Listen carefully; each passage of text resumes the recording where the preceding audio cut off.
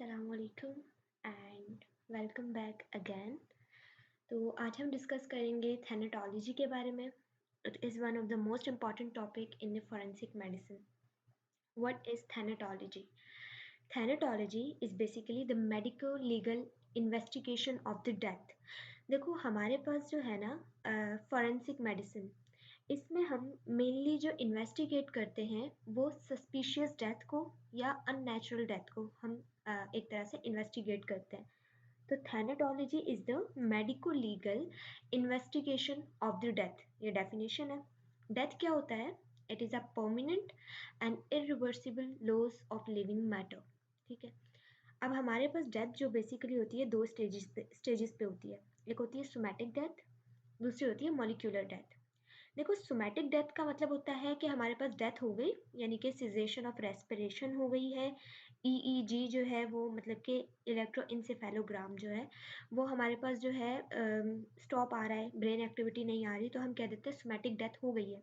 But after some time या till some time हमारे पास कुछ ऑर्गन्स अलाइव रहते हैं, जैसे किडनी 45 मिनट्स तक वर्किंग रहती है। तो उनकी डेथ होने तक जो है हम कहते हैं कि अभी तक सोमैटिक डेथ है, लेकिन जब सारे ऑर्गन डेथ हो जाते हैं तब हम कह देते हैं now it is molecular death. अच्छा, फॉरेंसिक मेडिसिन में आपको दो चीज़ें तो रटनी है हर हाल में। One is manner of death, second is mode of death. Manner of death क्या होता है? नेचुरल डेथ हुई है या अननेचुरल हुई है, मौत हुई कैसे है। लाइक अगर कोई भी डेड बॉडी है आपके सामने, तो पहले तो आपको मैनर ऑफ डेथ पता होना चाहिए कि नेचुरल है या अननेचुरल है। अगर नेचुरल है तो फिर ठीक है, बट अननेचुरल में भी तीन तरह होती हैं। या तो होमोसाइडल है, होमोसाइडल में का मतलब है कि किसी ने उसे प्लान करके मर्डर किया है, तो दिस इज़ अ होमोसाइडल। जैसे कि किसी को जहर दे के मार दिया किसी घर में due to some kind of like जायदाद के इशू में, या कोई डाउरी केसेस के अंदर जो है इन लॉज ने जो है वो मारा, तो this is a kind of homicidal. Then होता है सुसाइडल। सुसाइडल में एक पर्सन अपनी विल से खुद को ख़त्म कर रहा है। The third is accidental. Accidental mean suddenly कोई भी रोड ट्रैफिक एक्सीडेंट हो गया या फॉल कर गया या कुछ भी घर में आग लग गई एक्सीडेंटली, तो ये हमारे पास एक्सीडेंटल डेथ है। मोड ऑफ डेथ क्या होता है? मोड ऑफ डेथ बेसिकली तीन तरह से होता है। या तो एस्फेक्सियल, रेस्पिरेशन का सिजेशन एस्फेक्सियल डेथ होता है कि जिसमें हमारे पास exchange of oxygen with the body ना हो पाए। या तो हमारे पास हो सकती है सिनकपी। सिनकपी मीन हार्ट रिलेटेड, मतलब कि हार्ट जो है वो स्टॉप हो गया है, यानी कि कार्डियक अरेस्ट हो गया है, हार्ट इशू है जिसकी वजह से डेथ हुई है, देन हम कहते हैं सिनकपी हो गई है। या फिर हो सकता है कोमा। कोमा में ब्रेन डेथ मेनली, सही, ब्रेन जो है वो काम करना बंद कर गया, कोमा हो गई एंड देन डेथ हो गई। अच्छा, ये चीज़ एमसीक्यूज में पूछी जाती है, तो ये आपको याद होनी चाहिए। Manner of death and mode of death तो फिंगर टिप्स पे होना चाहिए। देन हमारे पास ब्रेन डेथ क्या होता है? ब्रेन डेथ क्या है कि कॉर्टिकल ब्रेन जो है या ब्रेन मतलब कॉर्टेक्स, ब्रेन का कॉर्टेक्स अगर डेथ कर जाए तो ब्रेन डेथ कहते हैं। और ब्रेन स्टेम डेथ क्या होती है कि हमारे पास टेंटोरियम सेरिब्रली और मेडुला ऑब्लोंगेटा, मतलब कि जो ब्रेन स्टेम जब इन्वॉल्व हो तो हम ब्रेन स्टेम डेथ कहते हैं, जिसमें कॉर्टिकल रीजन फिर भी ठीक होते हैं। ट्रांसप्लांटेशन जो है वो दो डॉक्टर से सर्टिफाई होती है। ये last line as such important नहीं है, उसे रहने दें।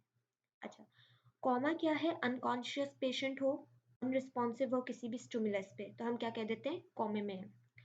वेजिटेटिव स्टेट क्या होता है कि हमारे पास जो हायर फंक्शन होते हैं ना ब्रेन के, जो कॉग्निटिव मतलब के होते हैं, वो हमारे पास लॉस हो जाते हैं। लेकिन जो हमारे पास नॉन कॉग्निटिव फंक्शंस होते हैं वो ठीक रहते हैं 1 महीने तक, तो हम उसे क्या कह देते हैं? Vegetative state. मतलब कि वो बंदा एक्टिव तो नहीं है बट रेस्पिरेशन उसकी फिर भी चल रही है, तो हम ये कहते हैं कि वो वेजिटेटिव स्टेट में। परसिस्टेंट वेजिटेटिव स्टेट क्या कहते हैं? 1 महीने से ज़्यादा कोई वेजिटेटिव स्टेट में, then it is called as the persistent vegetation. ठीक है। अच्छा, उसके बाद है हमारे पास डायग्नोसिस ऑफ द डेथ।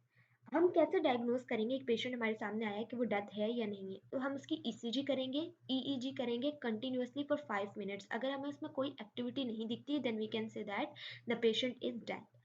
या बायलैटरल प्यूपिल डायलेशन है, लाइट के साथ उसमें कोई चेंजेस नहीं आ रही और परमानेंटली वो दोनों साइड का जो प्यूपिल है वो क्या है? डायलेटेड है, और कोई रेस्पिरेशन नहीं है विदाउट एड, मतलब सीपीआर वगैरह दिए बगैर, कोई भी आर्टिफिशियल रेस्पिरेशन मैकेनिज्म किए बगैर उसकी रेस्पिरेशन नहीं आ रही, तो हम कह देते हैं, डिक्लेयर कर देते हैं पेशेंट को डेथ।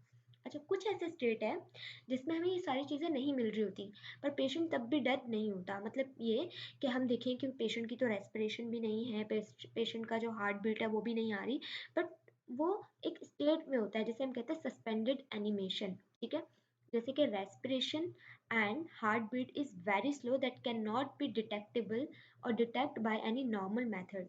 तो हम उस स्टेट को, एक स्टेट होता है जिसे हम कहते हैं सस्पेंडेड एनिमेशन। ये कब होता है? जब ड्राउनिंग हुई हो, कोई डूब डूब गया हो पानी में, तो हमारे पास सस्पेंडेड एनिमेशन हो सकती है। हम सडनली नहीं कह सकते कि ये डेड हो गया। ठीक है, हीट स्ट्रोक्स में ऐसा होता है।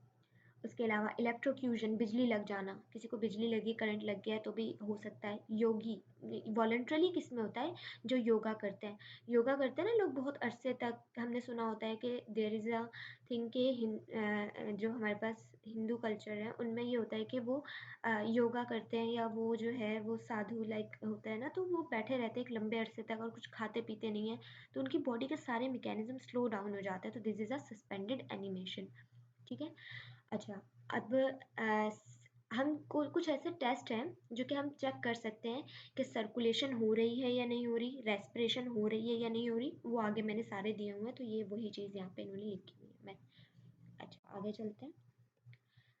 फिजिकल चेंजेस आफ्टर डेथ, ये मोस्ट इंपॉर्टेंट स्लाइड है। आपको तीनों चेंजेस फिंगर टिप पे होने चाहिए। इमीडिएट साइन क्या है, अर्ली साइन क्या है और लेट साइन क्या है। देखो, जब भी डेड होगी तो सबसे पहली loss of innovation, it is an immediate sign. Cessation of respiration, loss of ये cessation of circulation, pallor of the skin हो जाएगी, ब्लड नहीं जा रहा, स्किन पेल होगी।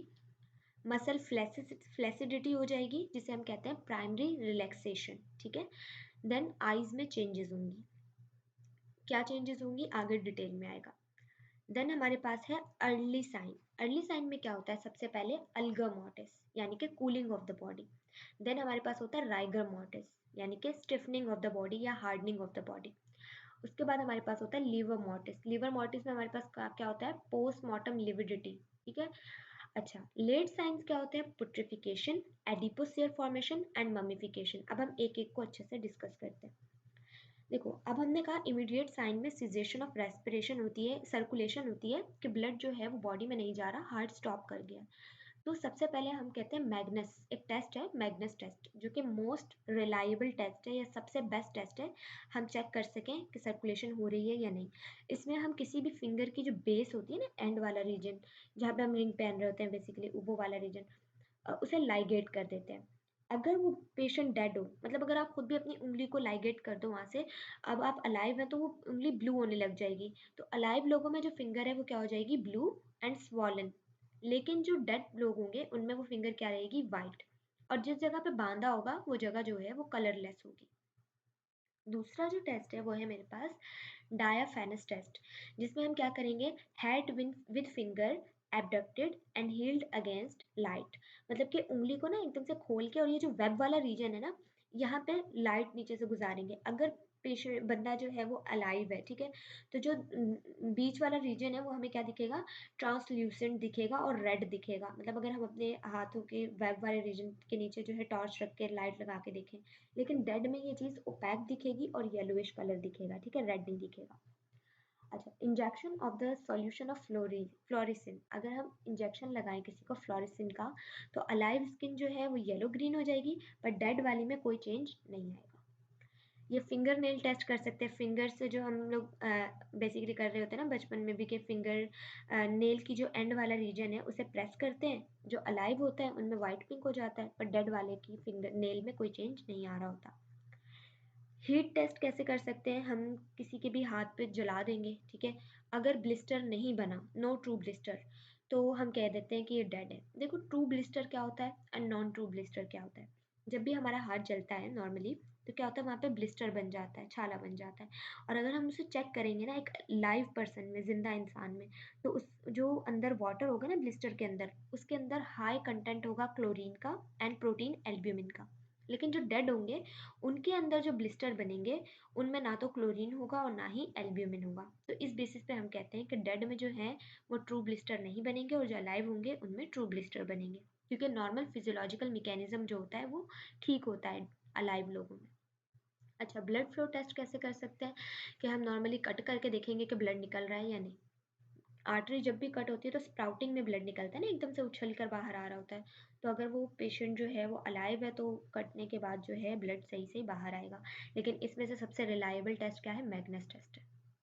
देन है सिजेशन ऑफ रेस्पिरेशन, 3 तरह से डिटेक्ट कर सकते हैं। फीदर टेस्ट, नाक के सामने कोई भी पर रखेंगे, अगर वो मूव कर रहा है तो वी कैन से कि हाँ सांस ले रहा है। विंसलो टेस्ट कर सकते हैं, place a saucer on chest with water on mercury, no movement और reflection of light shone on mirror और surface of water in bowl. पानी भर के हम चेस्ट के ऊपर रख रहे हैं, अगर मूवमेंट होगी तो ज़ाहिर है पानी का लेवल जो है वो चेंज होगा and we can detect any movement के रेस्पिरेशन हो रही है या नहीं हो रही। मिरर टेस्ट कर सकते हैं कि नाक के आगे मिरर रख देंगे, क्योंकि जो हम सांस ले रहे होते हैं उसमें मॉइस्चर होता है तो वो हमें दिख रहा होता है मिरर पे, अगर अलाइव पर्सन है उसके लिए। अच्छा, most important thing, somatic death and molecular death के स्टेजेस एमसीक्यूज में ये टाइम आता है। हमारी बारी, हमसे पहले एक एमसीक्यूज मैंने देखा था, उसमें किडनी के आया था कि कितना टाइम होता है, तो 45 मिनट्स तक सर्वाइव करती है किडनी आफ्टर सोमैटिक डेथ। मतलब कि मरने के 45 मिनट्स तक किडनी जो है वो ठीक रहती है, उसके बाद वो मर जाती है, लाइक उसकी मॉलिक्यूलर डेथ होती है। हार्ट की 60 मिनट्स, लीवर की 15 मिनट्स, कॉर्निया की 6 to 24 hours, blood, bone marrow इनकी 6 आवर होती है, और नर्वस सिस्टम तो 5 मिनट के अंदर ही डेड कर जाता है, 5 से 10 मिनट। ठीक है, ये इंपॉर्टेंट है, एमसीक्यूज में आ रहा है ये। अच्छा, उसके बाद ना देखिए, मैं अभी थोड़ा सा नॉर्मल बता रही हूँ, फिर हम एक एक टॉपिक पे डिटेल में जाएंगे। हमने क्या पढ़ा था? हमने पढ़ा था कि इमीडिएट साइन होते हैं, जिसमें caseation of respiration, caseation of circulation, और हमने पढ़ा था आइज़ में चेंजेस होती हैं और स्किन में चेंजेस होती है, स्किन के कलर में। ठीक है, तो उसके बारे में थोड़ा सा करते हैं। सबसे पहले अब हम देख लेते हैं आइज़ चेंजेस क्या होती है। Ophthalmoscopy show segmentation of retinal capillaries. देखो, जैसे डेथ होती है ना, 10 सेकंड के अंदर जो रेटिना होता है, जो कि ऑप्थेल्मोस्कोप से हम देख सकते हैं ना रेटिना को, उसके अंदर हमें चेंजेस दिखते हैं, सेगमेंटेशन दिखती है, जिसे हम कह रहे होते हैं केवॉर्कियन साइन या ट्रकिंग साइन। मरने के 10 सेकंड बाद ही आइज की रेटिना के अंदर सेगमेंटेशन दिखने लग जाती हैं, जिसे हम कहते हैं केवॉर्कियन साइन एंड ट्रकिंग साइन। अगर यहाँ आप देखें तो ये रहा, ठीक है, ये दिख रही है आपको, ये जो चीज़ें, दिस इज अ केवॉर्कियन साइन। ठीक है, ये ट्रकिंग साइन, कैटल ट्रकिंग और शंटिंग या segmentation in vessel all over the body. ठीक है, तो ये पूरी रेटिना के अंदर हमें ये दिखने लग जाती है, केवॉर्कियन साइन। अच्छा, सेकंड है ऑप्टिक डिस्क आउटलाइन हैजी। 6 घंटे के अंदर जो ऑप्टिक डिस्क होगी वो हैजी होने लग जाएगी। देन उसकी जो आउटलाइन होगी वो क्या हो जाएगी? ब्लर होने लग जाएगी 8 से 10 घंटे में। और जैसे डेथ हो जाती है ना, उसके बाद जो आइज़ के अंदर जो विट्रस ह्यूमर है उसमें पोटाशियम कंटेंट बढ़ने लग जाता है, और ये बहुत रिलायबल साइन है टाइम ऑफ डेथ मालूम करने का, क्योंकि पोटाशियम बढ़ता रहता है टिल द 100 आवर्स। मतलब from the time of death till the 100 hours हमारे पास पोटाशियम कंटेंट विट्रस ह्यूमर में कंटिन्यूसली बढ़ता जाता है। ठीक है, तो होप सो ये चीज़ें क्लियर होंगी। अच्छा, अगर हमारे पास मरने के बाद आइज ओपन रह जाए, मतलब एक पेशेंट है, एक बंदा है, सॉरी माइंड में पेशेंट ही आ रहा है, एक बंदा है, उसकी डेथ हो गई, उसकी आइज ओपन थी, तो हमें पता है कि हमारी आइज के अंदर मॉइस्चर होता है, लेकिन डेथ मरने के बाद तो मॉइस्चर नहीं रहेगा, और जो होगा वो भी इन्वायरमेंट में चला जाएगा, तो आइज जो है वो ब्लैकनिंग स्टार्ट हो जाती है। ये लाइन दिख रही है ये वाली, ठीक है, इसे टैकिनोयर कहते हैं। तो ये डेवलप होने लग जाता है 1 से 3 दिन में। पहले ये येलो होता है, फिर ब्राउन होता है, एंड देन ब्लैक हो जाता है। तो ये भी एक टाइम ऑफ डेथ मालूम करने का एक तरीका है ना, हम पता कर सकते हैं कि कितने टाइम पहले डेथ हुई है। ठीक, तो अगर आप यहाँ देखें टैकिनोयर, स्क्लेरोटिक, ये क्या है मेरे पास? येलो, येलो से brown and then black. Yellow कब होने लग जाता है? 1 से 3 घंटे के बाद ये येलोविश कलर होने लग जाता है। उसके बाद, सॉरी, मैंने अगर दिन बताए तो मैंने गलत बताया है, ये 1 से 3 घंटे में डेवलप हो जाती है। ठीक है, अच्छा, तो हमारे पास टैकिनोयर क्या होता है? अगर आई ओपन रह गई है, मॉइस्चर कंटेंट खत्म हो गया, एनवायरनमेंट की एक्सपोजर की वजह से वो चीज़ क्या होने लग जाती है? येलो, येलो के बाद brown and then blackish colour लेने लग जाती है। ठीक, तो ये तो चीज़ें हमारे पास नॉर्मली हो गई। अच्छा, अब हम लोग वापस आते हैं जो चीज़ें हमने पढ़ी। अब देखो, हमने इमीडिएट साइन बेसिकली कवर कर ली हैं। अब हम आएंगे अर्ली साइन ऑफ डेथ में। तो हमने कहा अर्ली साइन में सबसे पहले क्या होती है? Cooling of the body. जब एक बॉडी डेथ, देखो नॉर्मली बॉडी टेम्परेचर मेंटेन कैसे रहता है, हमारे पास बॉडी के अंदर इंटरनल हीट जनरेशन होती है और हीट लॉस दोनों इक्वल होती है, तभी बॉडी टेम्परेचर जो है वो मेंटेन रहता है। लेकिन आफ्टर डेथ इंटरनल बॉडी की जो हीट होती है वो बनना बंद हो जाती है, तो इन्वायरमेंटल टेम्परेचर हम लॉस करते जाते हैं। Approx 0.6 degree centigrade per hour हम अपना बॉडी टेम्परेचर लॉस करते हैं। 4 से 5 घंटे तक डेथ के टेम्परेचर लॉस नहीं होता। मतलब कि एक डेड बॉडी है, 4 से 5 घंटे पहले मरी है, तो उसका बॉडी टेम्परेचर में कोई चेंज नहीं होगा, नॉर्मल बॉडी टेम्परेचर ही होगा, एक्सेप्ट सम स्पेशल केसेस। लेकिन 4 से 5 घंटे बाद वो 0.5 to 0.6 degree per hour body temperature loss करता जाएगा, या फिर 1.5 degree Fahrenheit per hour temperature loss होता जाएगा। ठीक है, तो इससे हम टाइम सिंस डेथ क्या कर सकते हैं, मालूम कर सकते हैं। कैसे मालूम करते हैं, हमारे पास एक थर्मोमीटर होता है जिसे हम कहते हैं थर्नेटोमीटर, जो कि रेक्टल टेम्परेचर को मेजर करने के लिए इस्तेमाल होता है, और इसकी रेंज क्या है 0 to 50। हम क्या करते हैं, the rectal temperature is subtracted from the normal body temperature of 98 degree. Rectum का टेम्परेचर नोट डाउन करेंगे फ्रॉम द थेनेटोमीटर, और उसके बाद उसको 98 से माइनस करेंगे। अब जो डिफरेंस हमारे पास आया उसे हम डिवाइड करेंगे 1.5 से, तो हम देख लेंगे कि फाइनल कितना टाइम हुआ है सिंस डेथ इन आवर्स। ठीक है, तो ये एक तरीका है। आगे बढ़ते हैं। अच्छा, अब हमारे पास कुछ ऐसी कंडीशन है, हमने कहा बॉडी का टेम्परेचर लॉस होता है डेथ के बाद, लेकिन कुछ ऐसी कंडीशंस हैं जिसमें डेथ के बाद बॉडी टेम्परेचर गेन होता है, जिसे हम कहते हैं पोस्टमार्टम क्लोरिसिटी। पोस्टमार्टम क्लोरिसिटी कब होता है, सेप्टिसीमिया। सेप्टिसीमिया बॉडी में कोई भी इन्फेक्शन हुआ था, सेप्सिस हुई थी, बैक्टीरियल इन्फेस्टेशन हुई थी बॉडी में, जिसकी वजह से आफ्टर डेथ भी बैक्टीरिया ने बॉडी में ब्रेक डाउन कर रहा है एंड टेम्परेचर इंक्रीज हो रहा है। स्ट्राइचनिन, स्ट्राइचनिन एक सीड होते हैं, सीड मतलब स्ट्राइचनिन एक पौधे का नाम है, उसकी अगर पॉइजनिंग हो, उसके सीड से बेसिकली होती है पॉइजनिंग, तो जिस बंदे को स्ट्राइचनिन पॉइजन दिया गया हो उसका body temperature after death increase करता जाता है। टेटनस, अगर किसी को क्लोस्ट्रीडियम टेटनी, बैक्टीरिया टेटनी होती है ना, टेटनस वो हुआ है, तो फिर उसका बॉडी टेम्परेचर भी मरने के बाद राइज करेगा। Environmental temperature at the time of death, अगर एक बंदे की डेथ उस जगह पे हुई है जहाँ पे इन्वायरमेंटल टेम्परेचर बहुत हाई है, तो ऑब्वियसली उसका बॉडी टेम्परेचर भी हाई ही होगा। ठीक है, कंडक्शन होती है हमारे पास बेसिकली, तो हीट तो हमें पता है कि हायर टेम्परेचर से लोअर टेम्परेचर फ्लो करती है। अगर इन्वायरमेंटल टेम्परेचर ही इतना ज़्यादा हाई है तो हीट कभी भी बॉडी से फ्लो आउट नहीं होगी। हाई ग्रेड फीवर हो अगर किसी को, ठीक है, तो आगे टेटनस रिपीट हो गया, तो ये सारी चीज़ें हो गई। देन हमारे पास है, अच्छा ये चीज़ें तो हो गई। अब हमने जो सेकंड चीज़ पर अर्ली साइन में जो सबसे पहली थी वो थी algor mortis, cooling of body. Second चीज़ क्या है मेरे पास, राइगर मॉर्टिस। अब राइगर मॉर्टिस क्या है कि हमारे पास स्टिफनिंग ऑफ द बॉडी होती है आफ्टर डेथ। आपने पहले भी पढ़ा होगा ना सेकेंड ईयर के अंदर ये कॉन्सेप्ट थोड़ा बहुत। तो राइगर मॉर्टिस बेसिकली क्या होता है हमारे पास कि आ जाते हैं। अच्छा, अच्छा पहले अल्गर लीवर मॉर्टिस को थोड़ा सा डिस्कस कर लेते हैं, कूलिंग ऑफ द बॉडी। तो आई थिंक ये, अच्छा हमारे पास कूलिंग ऑफ द बॉडी क्या है, with death body start cooling down, rate of cooling is 0.5 to 6 पर degree per hour, body attain environmental temperature in 16 hours. ये सारी बातें आपको याद करनी है। During life heat loss equal होता है हीट प्रोडक्शन के, इसलिए बॉडी टेम्परेचर मेंटेन रहता है। मैकेनिज्म ऑफ हीट लॉस तीन होते हैं, conduction, convention and radiation. Newton का लॉ होता है कि हमारे पास जो rate of loss of heat है किसी भी टेम्परेचर में डायरेक्टली प्रोपोर्शनल होता है इन्वायरमेंटल टेम्परेचर डिफरेंस में from the body. And human body is made up of solid, liquid and gas, so temperature loss is not uniform at all surfaces, bodies at all body surfaces. Outer core cool rapidly than the center inner core. अच्छा, basically आपसे पूछा जा सकता है vivas में भी कि cooling of the body किस पे डिपेंड करती है, तो डिफरेंस ऑफ टेम्परेचर पे डिपेंड करती है in body and the environment. अच्छा, मेथड क्या है बॉडी टेम्परेचर नोट करने के, या तो रेक्टम से नोट किया जा सकता है या विजाइना से। इन दोनों से हम थैनेटोमीटर को यूज़ कर सकते हैं, 3 to 4 इंच इंसर्ट करके हम देख सकते हैं। देन नेजल कैविटी से भी देखा जा सकता है, ऑडिटरी मीएटस से भी, एंड सब हेपेटिक रीजन में भी।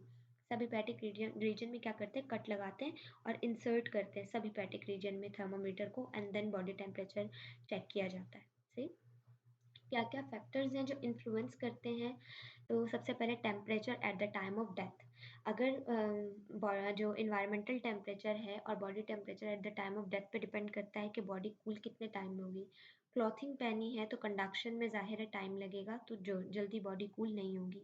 बॉडी का सरफेस एरिया कितना ज़्यादा है उस डिपेंड, अगर ज़्यादा सरफेस एरिया है तो हमारे पास कम टाइम लगेगा कूल होने में, हीट जल्दी लॉस हो जाएगी, और अगर एरिया कम है तो ऑब्वियसली हमारे पास टाइम ज़्यादा लगेगा। बॉडी फिजिक क्या है, मतलब कि बॉडी बहुत ज़्यादा ओबीस्ट है या फैट्स कंटेंट ज़्यादा है, तो उस बेसिस पे भी हीट जो है वो कम लॉस होगी फैट वाली बॉडी से। पर्सन विद अडीमा है या फिर environmental condition, environmental temperature high है तो भी हीट जल्दी लॉस नहीं होगी, या अदर आर्टिफिशियल फैक्टर्स भी हो सकते हैं। अच्छा, सेकेंड जो अर्ली चेंज है वो है राइगर मॉर्टिस। राइगर मॉर्टिस क्या है, stiffening of the body involving physiochemical phenomena involving muscle fibres after death. देखो हमारे पास आफ्टर डेथ क्या होता है, बॉडी स्टिफ होने लग जाती है। अब इसके दो रीजन दिए जाते हैं। सबसे पहला रीज़न ये दिया जाता है कि देखो अगर हम अपने बेसिक कॉन्सेप्ट पे जाएं फ्रॉम द इंटरमीडिएट, तो हमें पता होता है कि हमारे पास मतलब कि एक्टिन फाइबर्स होते हैं और कुछ हमारे पास होते हैं मायोसिन। मायोसिन के ऊपर हमारे पास हेड होते हैं, तो जो हमारे पास एक्टिन है और मायोसिन है उनकी हमारे पास ब्रिजिंग हो रही होती है और फिर वो स्लाइड करते हैं और हमारे पास मसल कॉन्ट्रैक्शन होती है। और बेसिकली जब एक्टिन जो है वो मायोसिन से अटैच होता है तो इसे वापस से डिटैच करने के लिए एटीपी की नीड होती है। सही है। आई थिंक थोड़ा सा आपको समझ आ रही होगी चीज़ें। एक्टिन होती है, इसके ऊपर ट्रोपोनिन ट्रोपोमायोसिन होती है। जब मायोसिन जो है वो एक्टिन पे बाइंड करती है तो हमारे पास एटीपी नीड होती है इस ब्रिज को ख़त्म करने के लिए again.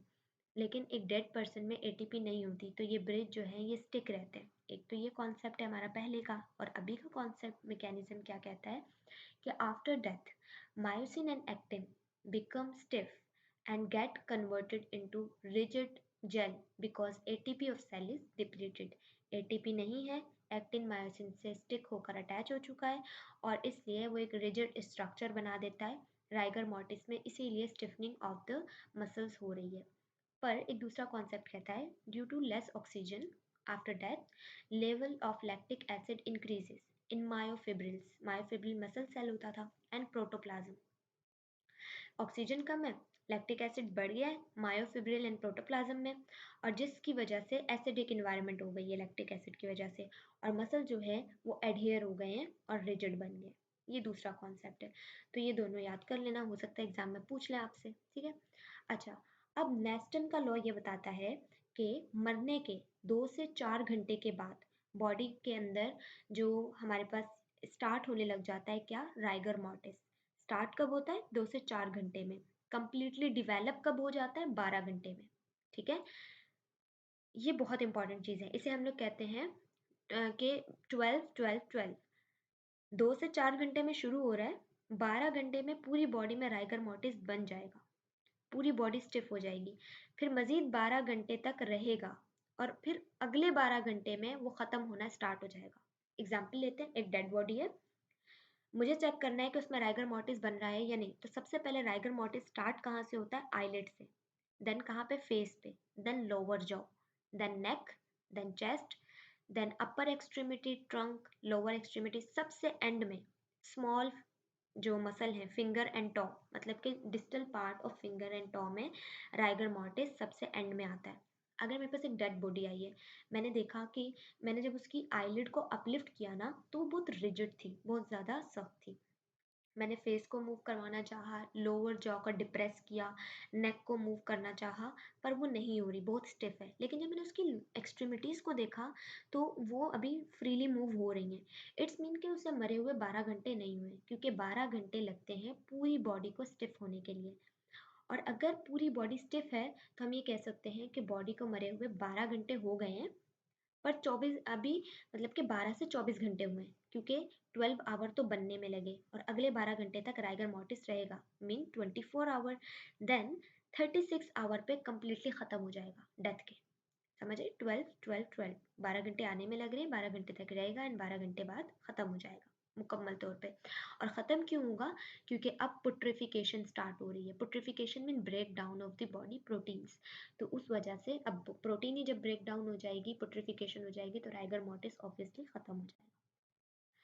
Factor influencing rigor mortis या rigidity, temperature of the body and the environment. देखो भाई, अगर टेम्परेचर ज़्यादा होगा तो बॉडी के अंदर पुट्रिफिकेशन ब्रेक डाउन जल्दी होगा, और उसकी वजह से क्या होगा कि राइगर मोर्टिस जल्दी ख़त्म हो जाएगा। तो ज़्यादा टेम्परेचर होगा तो बॉडी के अंदर राइगर मोर्टिस जल्दी ख़त्म होगा। फल्मिनेटिंग बैक्टीरिया, कोई भी बैक्टीरियल इन्फेक्शन हुआ होगा तो बैक्टीरिया मसल्स की ब्रेकडाउन जल्दी करवाएगा, पुट्रिफिकेशन जल्दी करवाएगा, तो राइगर मोर्टिस जल्दी ख़त्म हो जाएगा। कंडीशन प्रायर टू डेथ, अगर वो पेशेंट जो है उसके अंदर ऑलरेडी बहुत सारे इश्यूज थे, बीमारियां थी, तो उसकी पुट्रिफिकेशन भी जल्दी होगी। तो हमारे पास अदर कंडीशन पे भी डिपेंड करता है। जनरल फिजिक पे डिपेंड करता है, बॉडी मास कितना है, फुली है या well develop healthy adult body है तो उसमें राइगर मोर्टिस अच्छा खासा डेवलप होता है। लेकिन अगर कोई मसल पैरालाइज्ड है तो उसमें जो राइगर मोर्टिस है वो क्या होता है, फीबल होता है, कम होता है। सही, ये बातें एमसीक्यूज में पूछी जा सकती हैं किसी भी केस सिनेरियो बनाकर, तो सारी बातें आपको याद रखनी है। Condition similar to rigor mortis, MCQs आता है या वाइवास में पूछा जाता है कि कौन सी ऐसी कंडीशन है जो राइगर मोर्टिस की तरह है but it is not rigor mortis. Heat stiffening, जिसको हम प्यूजिलिस्टिक एटीट्यूड भी कहते हैं या बॉक्सर एटीट्यूड भी कहते हैं। क्या होता है, अगर कोई बॉडी हीट में जलकर मरी है तो उसकी बॉडी एक अकड़ जाएगी, एक पोस्चर बना लेगी, तो उसे हम कहते हैं हीट स्टिफनिंग, जो कि राइगर मोर्टिस की तरह मिस इंटरप्रेट किया जा सकता है। कोल्ड स्टिफनिंग, अगर एक बॉडी डायरेक्टली कोल्ड में मरी है तो उसे कोल्ड स्टिफनिंग हो जाएगी। या गैस स्टिफनिंग, आफ्टर डेथ अगर बॉडी के अंदर गैस एक्यूमुलेट होने लग जाए, एब्डोमिन या बॉडी के मतलब के स्किन के नीचे गैस हो, तो वो भी एक स्टिफनेस दे रही होती है।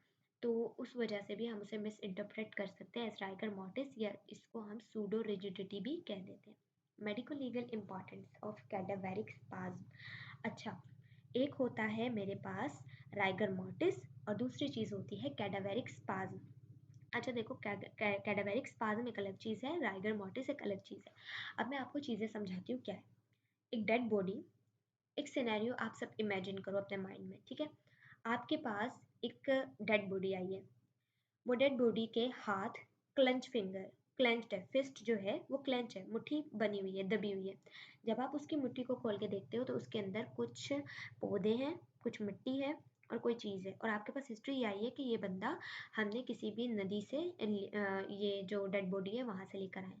तो आप इस बेसिस पे कह सकते हो कि ये बंदा डूब के मरा है या आइदर इसकी बॉडी को बाद में लाकर पानी के अंदर फेंका है, पहले मारकर। तो कैसे बता सकते हो? उसकी जो फिस्ट बनी हुई है ना, अभी उसने जो क्लंच फिस्ट की हुई है, इट्स मीन कि उसके अंदर कुछ वीड्स हैं या फिर कुछ सी या अंडर वाटर प्लांट्स हैं, मट्टी है। तो आप उस बेसिस पे कह सकते हो नहीं, ये तो पानी में डूब के मरा है। कैसे पता? क्योंकि मरने से पहले उसने अपने आप को बचाने के लिए या कुछ भी उसने अपने आप को कुछ किया है, दैट्स वाई उसकी फिंगर जो है वो क्या, उसकी जो रिस्ट है वो हमारे पास टाइटली बंद है और अंदर जो है ये सब चीज़ें हैं। तो अब जो उसकी मुट्ठी है वो जैसे थोड़ी देर पहले भी मरा है तब भी उसकी फिस्ट इसी तरीके से क्लेंच्ड रहेगी। इसे कहते हैं कैडावेरिक स्पाज्म। बिफोर डेथ अगर कोई बंदा स्ट्रगल कर रहा है खुद को बचाने के लिए और उसके मसल फटीग कर गए हैं तो मसल एकदम से अकड़ जाते हैं, एकदम से स्टिफ हो जाते हैं। इसे हम कहते हैं कैडावेरिक स्पाज्म। इसकी एक और एग्जांपल देती हूँ। अगर एक बंदा सुसाइड कर रहा है ना और उसने खुद को खुद शूट किया है तो उसकी जो फिंगर की पोजीशन है वो ऐसे ही रहेगी जैसे उसने गन को पकड़ा हुआ है, ठीक है। हालांकि उसकी गन उसके हाथ से निकल जाए उसी वक्त भी। क्यों? क्योंकि उसने इंटेंशनली स्ट्रगल किया है बिफोर द डेथ। तो वो वाला पार्ट उसका प्राइमरी रिलैक्सेशन में नहीं जाएगा। एक डेड बॉडी मरने के 2 से 3 घंटे पहले, मतलब मरने के 15 से 20 मिनट बाद प्राइमरी रिलैक्सेशन में जाती है। पूरी बॉडी बिल्कुल फ्लैसिड हो जाती है। हमने इमीडिएट साइन पढ़ा ना, एकदम से फ्लैसिडिटी होती है 10 से 15 मिनट में। उसके बाद 3 से 4 घंटे बाद रिजिडिटी आना स्टार्ट हो जाती है, जिसे हम कहते हैं राइगर मोर्टिस।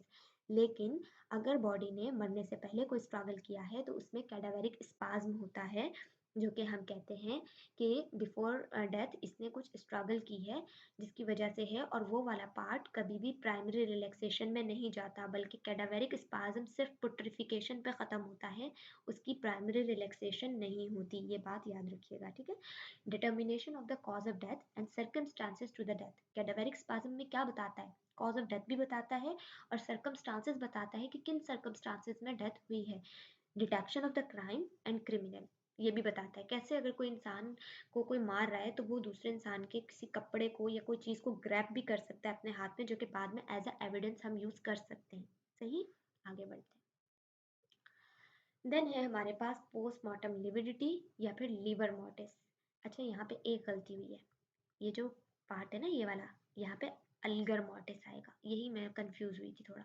ये अल्गर मोर्टिस है कूलिंग, जबकि लीवर मोर्टिस हमारे पास होता है postmortem lividity. What is postmortem lividity? जो लीवर मोर्टिस है, discolouration of the dependent part of the body after death due to gravity. क्या क्या मतलब है इस बात का? देखो, जब एक बंदा मर जाता है, एक डेड बॉडी है, वो लेट एक तरह से पड़ी हुई है, सही, तो कुछ टाइम बाद ड्यू टू ग्रेविटी उसका ब्लड स्क्वीज आउट हो जाता है नीचे की साइड, मतलब कि जो पार्ट ज़मीन के करीब है वहाँ पर। जैसे एक बंदा, हमारे पास सुपाइन पोजीशन में डेड बॉडी रखी गई है, तो उसका जो बैक साइड होगा, शोल्डर वाला रीजन, बटक वाला रीजन, या हमारे पास lower thighs, lower region of legs, यहाँ पे ब्लड स्क्वीज आउट हो जाएगा ड्यू टू ग्रेविटी। तो यहाँ पे इस चीज़ को हम क्या कह रहे होते हैं? Postmortem lividity. जैसे कि ये देखो, ये एक डेड बॉडी है, ये यहाँ पे पड़ी हुई थी, तो ये यहाँ पे इसका ग्रेविटी की वजह से सारा ब्लड आकर एक्यूमुलेट हो गया है, तो इसको हम कहते हैं पोस्टमार्टम लिविडिटी।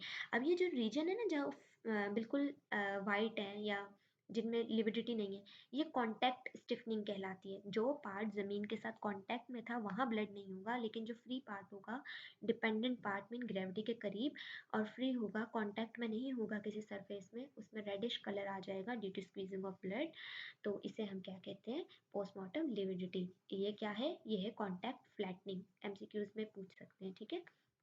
अच्छा, आगे आते हैं। कॉन्टैक्ट फ्लैटनिंग या पैलर क्या है? Lividity does not appear in area contact with the floor, bed और ग्राउंड और due to tight cloth, band etcetera, ठीक है। लिविडिटी किस चीज़ पे डिपेंड करती है? Volume of blood. अगर ब्लड होगा तभी तो वो डिपेंडेंट पार्ट में स्क्वीज आउट होगा ना।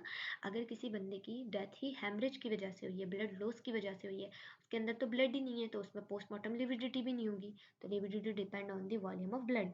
फ्लूइडिटी ऑफ द ब्लड, अगर ब्लड फ्लूइडी होगा तभी तो वो ग्रेविटी की तरफ जाएगा, अगर वो ऑलरेडी इतना गाढ़ा हुआ या थिक हुआ तो नहीं जाएगा। तो मोर फ्लूइडिटी, फास्टर दी लिविडिटी, ठीक है।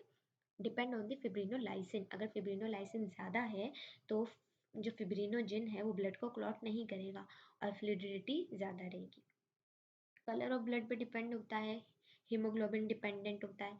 अच्छा, अब जो लिविडिटी होती है ना, पोस्टमार्टम लिविडिटी, ये हमें डेथ के बारे में भी बताती है कि किसी पॉइजनिंग में, डिफरेंट पॉइजनिंग में डिफरेंट कलर होता है पोस्टमार्टम लिविडिटी का। एग्जाम्पल लेते हैं, अगर मेरे पास पोस्टमार्टम लिविडिटी जो है वो ग्रीनिश ब्लू कलर की है, तो हमारे पास हाइड्रोजन सल्फाइड पॉइजनिंग हो सकती है।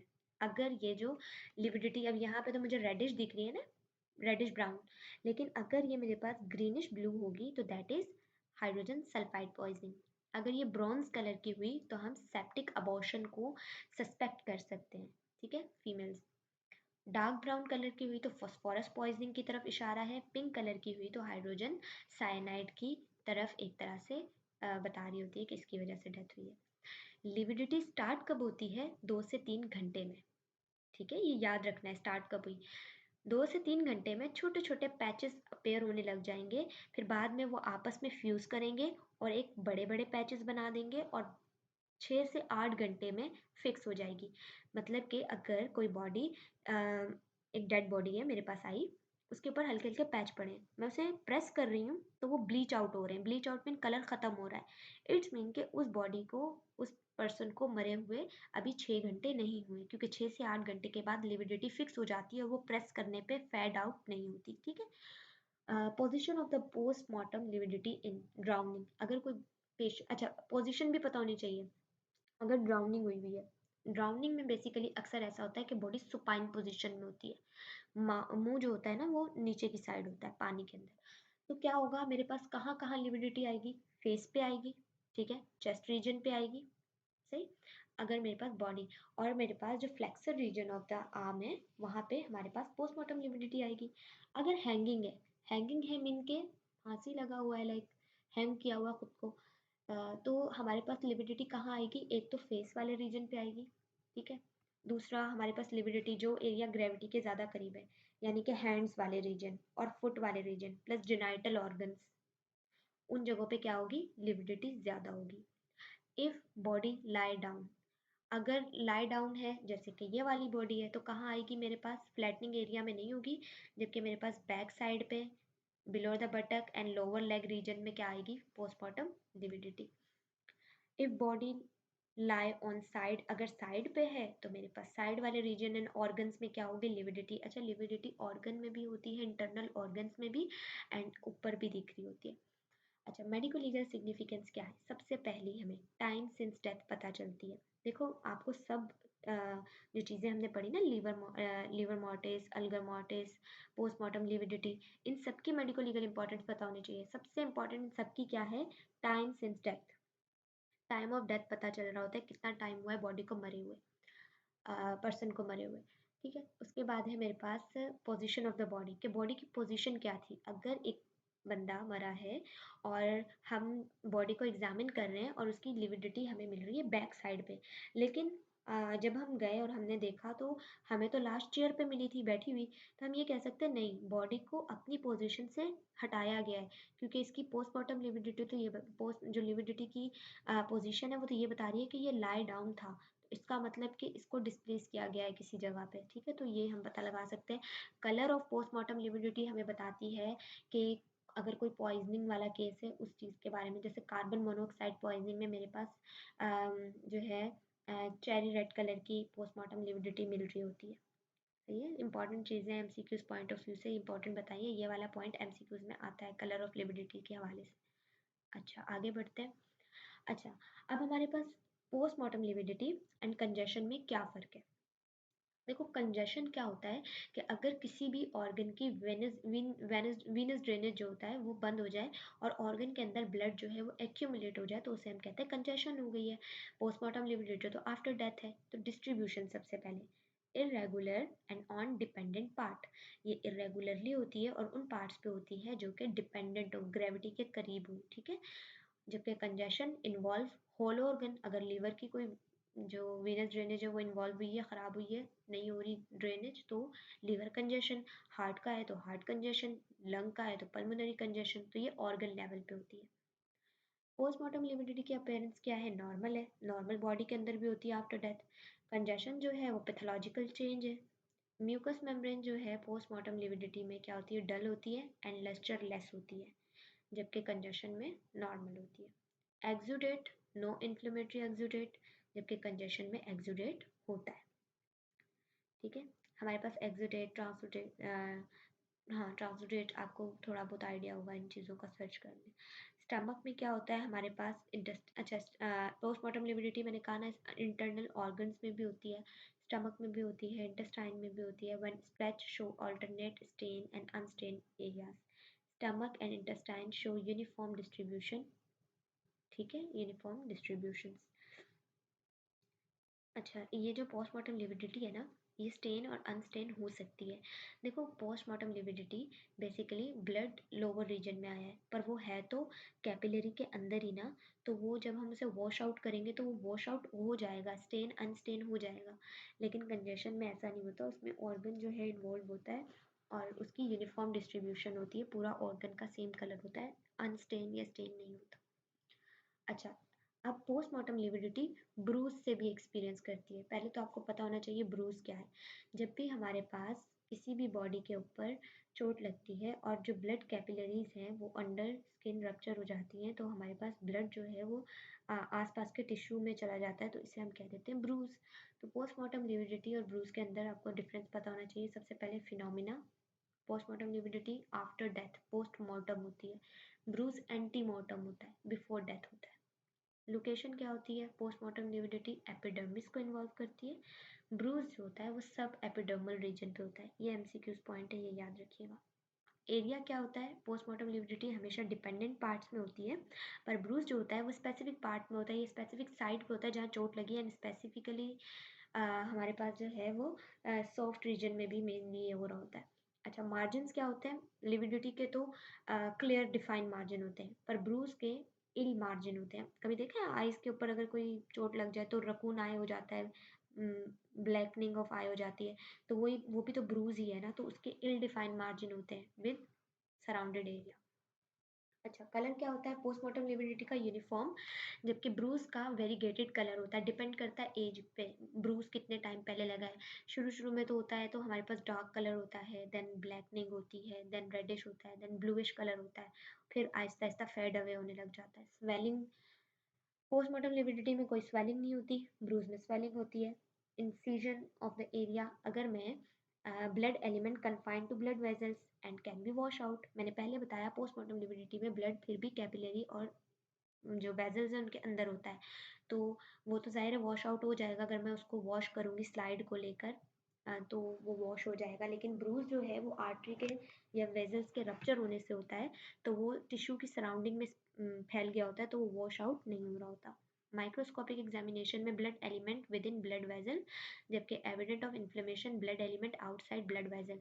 ब्रूज को अगर हम देखेंगे अंडर माइक्रोस्कोप तो हमें वहाँ इन्फ्लेमेशन दिखेगी, इन्फ्लेमेटरी सेल्स दिखेंगे, न्यूट्रोफिल्स दिखेंगे, इजिनोफिल्स दिखेंगे, सॉरी न्यूट्रोफिल दिखेंगे, मैक्रोफेजेस दिखेंगे, तो हमें पता चल रहा होगा कि हाँ ये एंटीमोर्टम है। ठीक है, क्योंकि अगर अलाइव होगा तभी तो हमारे पास इन्फ्लेमेटरी रिएक्शन एक्टिवेट होगा। होप सो यहाँ तक चीज़ें क्लियर है। अगर कोई भी क्वेश्चन है तो आप नीचे साथ साथ पूछ लें। आई नो काफ़ी लंबा टॉपिक है।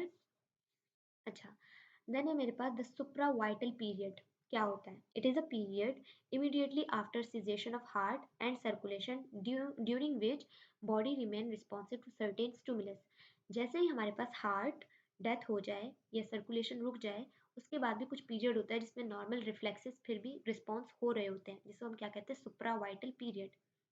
तो हमारे पास आई डोंट रिमेंबर एनपीएन, ये सर्च कर लें।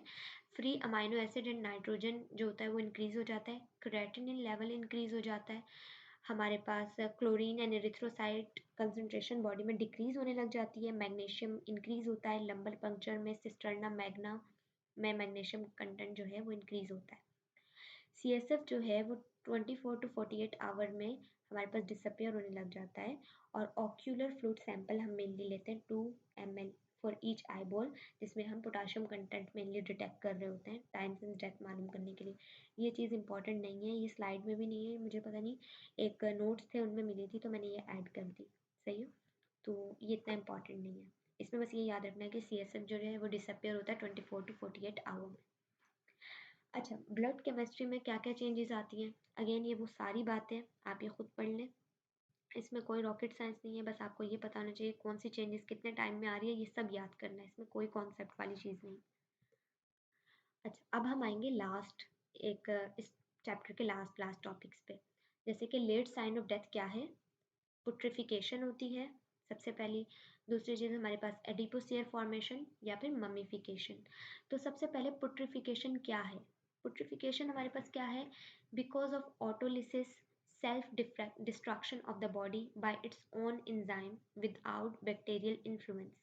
पुट्रिफिकेशन दो तरह से होती है, या तो वो ऑटोलाइसिस होगी या वो bacterial infection in bacterial action होगा। ऑटोलाइसिस मीन्स सेल्फ डिस्ट्रक्शन, कोई बैक्टीरिया नहीं है। Start 3 to 4 hours after death and continue for 2 to 3 days.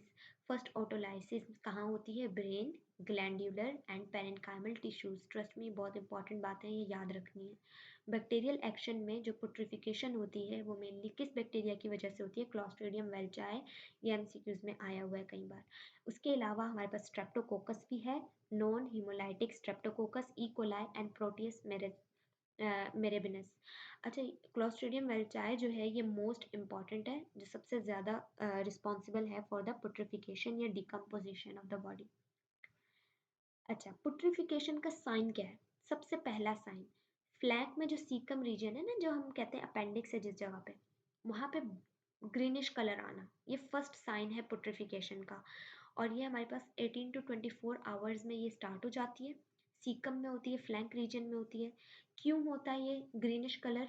क्योंकि हमारे पास बैक्टीरियल एक्शंस की वजह से सेल्फ मेथ हीमोग्लोबिन बन जाता है, क्योंकि बैक्टीरिया जो होता है जैसे क्लोस्ट्रीडियम वेल्चाई, वो हाइड्रोजन सल्फाइड जो है सल्फाइड गैस रिलीज कर रहा होता है, जो कि हीमोग्लोबिन से जुड़ के सेल्फ मेथ हीमोग्लोबिन बना देती हैं, और जिसकी वजह से हमारे पास ग्रीनिश कलर आ रहा होता है। और ये बैक्टीरिया मेनली कहाँ होता है? इंटेस्टाइन में होता है। हमारे इंटेस्टाइन में बहुत सारे बैक्टीरियाज होते हैं। Limb get discolour in the end, और पुट्रिफिकेशन की वजह से जो डिसकलरेशन सबसे एंड में कहाँ होती है? लिम्स रीजन में।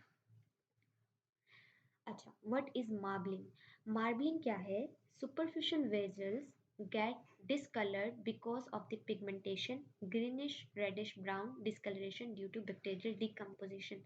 ये दिख रही है मार्बलिंग है, इसे मार्बलिंग कहते हैं। बैक्टीरियल डिकम्पोजिशन होती है सुपरफिशियल जो स्किन है, mainly abdomen region, shoulder region, arm region, तो इन सब में ये जो होती है इसे हम क्या कहते हैं? मार्बलिंग। ये एक पैटर्न होता है, इसका टाइम याद रखना ज़रूरी है, ठीक है। Marbling appear first in shoulder root of limbs. Onset क्या है? 36 to 48 आवर्स आफ्टर डेथ। अगर कोई डेड बॉडी है उसमें मार्बलिंग हो रही है तो आप कह सकते हैं इसे 36 to 48 आवर्स हो गए मरे हुए, ठीक है। अच्छा, अब है हमारे पास प्रेशर इफेक्ट ऑफ गैसेस। देखो, मरने के तकरीबन 1 से 2 घंटे बाद बॉडी के अंदर गैसेस एक्यूमुलेट होना स्टार्ट हो जाती हैं। Fish mouth face is swollen. जब गैसेस एक्यूमुलेट हो जाती है ना बहुत ज़्यादा बॉडी के अंदर, तकरीबन 12 से 13 घंटे बाद क्या होता है? बॉडी का फेस जो है वो स्वेलअप हो जाता है, जिसे हम कहते हैं fish mouth face. Shifting of area of hypostasis. Pressure की वजह से जो मेरे पास लिविडिटी होती है, हाइपोस्टेसिस होती है, वो भी शिफ्टिंग हो जाती है, उसकी लोकेशन भी चेंज हो सकती है, ठीक है। डायाफ्राम मूव अपवर्ड, हार्ट इम्पटाइज हो जाता है। पोस्टमार्टम पर्ज होती है, blood tint froth from mouth. ज़ाहिर प्रेशर अंदर बढ़ रहा है तो जितनी भी ओपनिंग्स है उनसे सिक्रेशन हो जाएंगी, right. Other thing that happen, colligative putrefaction, abdomen burst and content of abdomen came out of cavity 5 to 10 days। ये जो गैसेस होती हैं इतनी बढ़ती रहती हैं एब्डोमेन में कि एंड में जाकर एब्डोमेन बर्स्ट कर जाता है 5 से 10 दिन में, ठीक है। और सेपरेशन ऑफ स्कल सूचर होती हैं, जो कि मेरे पास एक डिकम्पोजिशन का एक साइन है। डिस्टेंशन हो जाती है, डिग्रेडेशन होती है, एंड देन डेजोल्यूशन हो जाती है। ये देखिए, ये हमारे पास एब्डोमेन जो है बहुत ज़्यादा इलाज कर गया और फिर ये बर्स्ट कर जाएगा। अच्छा, व्हाट इज़ बेलॉटमेंट? अच्छा, ये एमसीक्यूज में आता है। 36 to 48 आवर के बाद जो डेड बॉडी होती है उसके अंदर इतनी अजीब सी चेंजेस आ जाती हैं, इतना स्वेल अप हो जाता है, फेस में स्वेलिंग हो जाती है, ग्रीन ब्लू डिसकलरेशन हो जाती है। जो टंग होती है वो इतनी स्वेल अप हो जाती है, मुंह से बाहर आ रही होती है, टंग प्रोट्रूडेड होती है, lip and nose and eyelid cheek सब बहुत स्वेल हो जाते हैं। टंग जो है वो टीथ के अंदर दिख रही होती है। और इन सब चीज़ों को नोट करते हुए हमें ऐसा लगता है कि इस पर्सन को बहुत ज़्यादा मारा गया है, बहुत टॉर्चर किया गया, उसके बाद मारा गया है, क्योंकि पूरी बॉडी हमें सूजी हुई लग रही है। बट इट इज़ अ बेलॉटमेंट जो कि आफ्टर डेथ 36 to 48 आवर में होती है, जिसकी वजह से जो आइडेंटिफिकेशन है ना वो डिफ़िकल्ट हो जाती है। हम आइडेंटिफाई ही नहीं कर पाते कि ये वही बंदा है या वही पर्सन है या नहीं। डेड बॉडी आइडेंटिफाई नहीं हो पाती ड्यू टू बेलॉटमेंट। ब्लिस्टर बनते हैं मरने के बाद 2 से 3 दिन में, पर ये ब्लिस्टर एंटीमोर्टम ब्लिस्टर से, एंटीमोर्टम बिफोर डेथ उन ब्लिस्टर से चेंज होते हैं। क्यों? क्योंकि ना तो इनमें क्लोरीन होता है, ना इनमें प्रोटीन यानी कि एल्ब्यूमिन होती है। तो वो ब्लिस्टर अगर हम चेक करें किसी भी डेड बॉडी के अगर उसमें ब्लिस्टर बने हुए हैं तो हम उसे उसका जो कंटेंट निकाल के चेक करें, उनमें अगर क्लोरीन और प्रोटीन नहीं है तो हम कहते हैं ये पोस्टमार्टम ब्लिस्टर है, आफ्टर डेथ बने, जो कि 2 से 3 दिन बाद बनते हैं, तो टाइम सिंस डेथ मालूम हो सकता है। फिर हमारे पास क्या होता है? पुट्रिफिकेशन होने के बाद स्किन जो है वो स्लिप होने लग जाती है, मतलब कि स्किन ऐसे पील ऑफ होती है, बिल्कुल पील ऑफ होने लग जाती है स्किन। कितने? 3 से 4 दिनों में। ये देखो, ये है मेरे पास पोस्टमार्टम ब्लिस्टर्स और ये है पील ऑफ स्किन। सही। अच्छा, देन है हमारे पास अपेयरेंस ऑफ मैगट्स। अब हमारे पास मैगट्स यानी कि इंसेक्ट्स की बेसिस पे भी हम पता लगा सकते हैं कि डेड पर्सन को मरे हुए कितने दिन हो गए। Flies lay egg over the decompose body.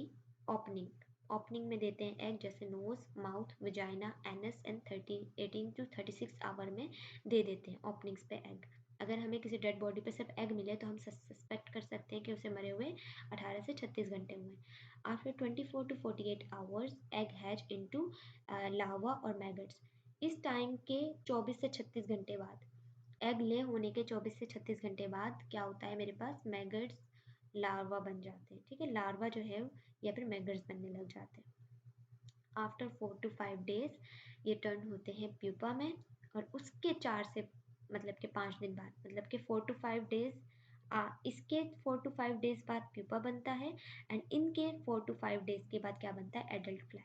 सही, यानी कि 7 to 8 डे में क्या बन जाती है, adult fly. I know this will be difficult, पर ये आपको याद रखना है। ठीक है, अच्छा ये वाली एब्डोमेन बर्स्ट वाली बात मैं पहले बता चुकी।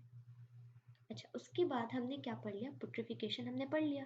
अब है मेरे पास दो मज़ीद चीज़ें, एक है ममीफिकेशन और एक है एडिपोसियर फॉर्मेशन। ममीफिकेशन क्या होता है कि अगर बॉडी को रैपिडली डिहाइड्रेट कर दिया जाए, आइदर उसे ऐसी सॉइल में बरी कर दिया जाए जो कि बहुत ज़्यादा खुश्क थी, जिसने उसकी पूरी बॉडी का जो फ्लूइड है उसे एब्जॉर्ब कर लिया वक्त के साथ साथ, तो उस वो भी ममीफाई हो जाती है, या फिर आर्टिफिशियली भी हम कर सकते हैं। And shriveling of the dead body, preservation of the natural feature of the body, odorless rusty brown color हो जाता है स्किन का, occur in body of the shallow graves, dry Sandy soils हों जिनकी, ये शैलो ग्रेव हो, बहुत ज़्यादा डीप ना हो, तो उनमें ममीफिकेशन हो जाती है। कितना टाइम लगता है पूरी बॉडी को ममीफाई होने में, 3 मंथ से स्टार्ट होता है, 1 to 2 ईयर लगते हैं, again depend on the body condition and environmental condition. Medico legal importance क्या है, एडिपोसियर जैसी, आगे देखते हैं क्या है। Medical legal important, time period 3 month, help in identify cause of death, time since death and place of recovery। देखो हमारे पास ना मम्मीफिकेशन वाला जो फीचर्स है ना, उसमें हम बॉडी को पहचान भी सकते हैं, हमें टाइमिंग पता चलती है कितने टाइम पहले मरा है वो। ठीक है, और मरा कैसे है, क्योंकि डेड बॉडी प्रिजर्व्ड है एक तरह से, तो हम पोस्टमार्टम करके पता लगा सकते हैं, ऑटोप्सी करके पता लगा सकते हैं कि इसे हुआ क्या था। अच्छा, एडिपोसियर फॉर्मेशन या सपोनिफिकेशन। स्पोनिफिकेशन या एडिपोसियर फॉर्मेशन में क्या होता है कि जो बॉडी के अंदर अनसेचुरेटेड फैट है वो सेचुरेटेड फैट में कन्वर्ट हो जाते हैं, एडिपोसियर फॉर्मेशन होती है। ये मेरे पास समर्स में 3 वीक में हो जाते हैं, बेसिकली ट्रॉपिक्स में 5 से 15 दिन में हो जाते हैं अगर ह्यूमिडिटी ज़्यादा है। इसमें क्या होता है, lecithin and moisture are essential for bacteria fat splitting. तो लेसिथिन जो है वो ज़रूरी है बैक्टीरिया के फैट को स्प्लिट करने के लिए, फैट्स को तोड़ने के लिए, ब्रेकडाउन के लिए। मेडिको लीगल इंपॉर्टेंस क्या है, establish, identify cause of death, time since death and place of death. ये आपको याद रखना है कि इसकी मेडिको लीगल इंपॉर्टेंस क्या है, time since death, place of death और आइडेंटिफाई करना। प्रोसेस इसमें बेसिकली क्या होता है, हाइड्रोलिसिस होती है, और हमें पता है फैट मेनली ज़्यादा कहाँ होता है, चीक्स में होता है, बटक्स में होता है, ब्रेस्ट में होता है। एडिपोसियर फॉर्मेशन बहुत रेयरली होती है इन्फेंट्स में, क्योंकि उनमें इतना फैट कंटेंट नहीं होता। सही, if body immerse in water early, whole body 1 year. अगर मतलब वाटर में है तो इतना ज़्यादा नहीं होगा, लेकिन जैसे बॉडी पानी से बाहर लाई जाएगी एकदम उसमें क्या हो जाएगी, एडिपोसियर फॉर्मेशन। मेडिको लीगल इंपॉर्टेंस क्या है, identify injuries, time since death and place. अच्छा, ये पूरा एडिपोसियर का ही है। क्या डिफरेंस है दोनों में, एडिपोसियर फॉर्मेशन क्या होता है, conversion of fatty tissue into fatty acid, breakdown of fats. Mummification में डिहाइड्रेशन होती है या डेसिकेशन। एडिपोसियर फॉर्मेशन में स्मेल आती है बॉडी से, जबकि ममीफिकेशन में स्मेल नहीं आती। एडिपोसियर फॉर्मेशन में मेरे पास गेन मॉइस्चर अंडर को हाइड्रोलिसिस, जबकि मेरे पास ममीफिकेशन में जो मॉइस्चर है वो लॉस हो जाता है। आइडियल कंडीशन क्या है एडिपोसियर के लिए, वार्म बॉडी टेम्परेचर, मॉइस्चर ज़्यादा हो, एयर कम हो, बैक्टीरिया और फैट हो तो बहुत जल्दी हो जाएगा काम। लेकिन ममीफिकेशन में हाई टेम्परेचर हो, ड्राई कंडीशन हो एंड फ्री जो है मेरे पास सर्कुलेटिंग एयर हो, ताकि पानी जो बॉडी से रिलीज हो रहा है, जो वाटर कंटेंट बन रहा है वो एवापोरेट होता है। अच्छा, देन हमारे पास कुछ छोटे से दो कॉन्सेप्ट्स हैं जो कि आपकी बुक में देखो, आप अपनी देख लेना है स्लाइड में एक बार। एक होता है presumption of survivalship, presumption of death, दो चीज़ें। प्रिजम्पशन ऑफ सर्वाइवलशिप जो है ना, ये एक अलग चीज़ है, ये नोट डाउन कर लो, यहाँ पे हो सकता है चीज़ थोड़ी गलत हो। प्रिजम्पशन ऑफ सर्वाइवलशिप ये है कि हम कहते हैं कि किसने किसको सर्वाइव किया। एग्जाम्पल लेते हैं अगेन, हमारे पास एक फ्लाइट के अंदर एक father with his son travel कर रहे हैं। Son is also married and son have also childs. अब वो जो फ्लाइट है वो क्रैश हो जाती है, सन एंड फादर दोनों मर जाते हैं। अब जो सन की वाइफ है वो क्लेम करती है प्रॉपर्टी के लिए। तो कौन बताएगा कि पहले कौन मरा? अगर पहले सन मर गया तो वाइफ का तो कोई हक नहीं बनेगा उसकी वाइफ का प्रॉपर्टी पे क्लेम करने का। पर अगर फादर पहले मर गया तो जो सन है उसके पास जायदाद आएगी एंड देन उसकी फैमिली में जाएगी। अगेन एक सिविल एंड केस है, ठीक है। तो इस बेस पे हम करते हैं प्रिजम्पशन ऑफ सर्वाइवलशिप कि किसने किसको सर्वाइव किया। तो बेसिकली हम फॉरेंसिक मेडिसिन में ये सपोज करते हैं कि जो सन था उसकी एज भी कम थी, वो थोड़ा हेल्दी भी था और वो यंग था। लेकिन जो एजड मेल है, एग्जाम्पल उसको कोई बीमारी भी होगी, वो थोड़ा वीक है। तो ऐसा हो सकता है कि जब फ्लैट क्रैश हुई हो तो पहले फादर ही मरा हो, बाद में सन मरा हो। तो इसे हम कहते हैं प्रिजम्पशन ऑफ सर्वाइवलशिप कि हु सर्वाइव हूम। इससे हम ये डिटरमाइन करते हैं। एक चीज़ तो ये हो गई। सेकंड चीज़ हम बेसिस यूज़ कर सकते हैं कि इंजरीज किसको ज़्यादा लगी हैं। अगर सन को बहुत ज़्यादा इंजरीज लगी हैं, लीथल इंजरीज उसमें ज़्यादा है, तो हम कहते हैं हाँ भाई सन पहले मरा होगा, फादर बाद में। तो ये हम फॉरेंसिक मेडिसिन से कर रहे हैं ना, तो इस चीज़ को हम कहते हैं प्रिजम्पशन ऑफ सर्वाइवलशिप। देन है प्रिजम्पशन ऑफ डेथ। अगर कोई बंदा 7 साल से मिसिंग है, उसकी कोई न्यूज़ नहीं आई, कोई पता ही नहीं है, तो फिर हम 7 साल बाद उसे डेड डिक्लेयर कर देते हैं। ये कहाँ होता है? सिविल केसेस में बेसिकली हो रहा होता है कि अगर कोई वाइफ है, उसके हस्बैंड मिसिंग है फॉर वेरी लॉन्ग टाइम, तो 7 साल बाद हम उसे एक वो दे देते हैं कि हाँ now she can marry someone, because हम उसे प्रिजम्पशन ऑफ डेथ एक दे देते हैं, ठीक है। सेकंड चीज़ क्या है? इंश्योरेंस कंपनीज होती हैं, अगर कोई इंसान मिसिंग है इतने लंबे टाइम से, तो 7 साल बाद हम अज्यूम करते हैं वो मर गया, तो हम इंश्योरेंस वगैरह क्लेम कर सकते हैं। होप सो ये दोनों चीज़ें क्लियर होंगी। अब लास्ट टॉपिक है सर्टिफिकेट ऑफ डेथ। देखो डेथ सर्टिफिकेट किस तरीके से बनाया जाता है। सबसे पहले हमें लिखना होता है कॉज ऑफ डेथ। इसके दो पार्ट्स होते हैं, पार्ट 1 होता है एंड पार्ट 2, ठीक है। पार्ट 1 में भी 3 पार्ट्स होते हैं, ए बी एंड सी, सही है। ए में लिखना होता है डायरेक्ट कॉज, बी एंड सी में एंटीसीडेंट कॉजेज। देखो भाई, यह है international form of death certificate. इसमें अगर आप देखेंगे तो एक तो 1 एंड देन ये है 2।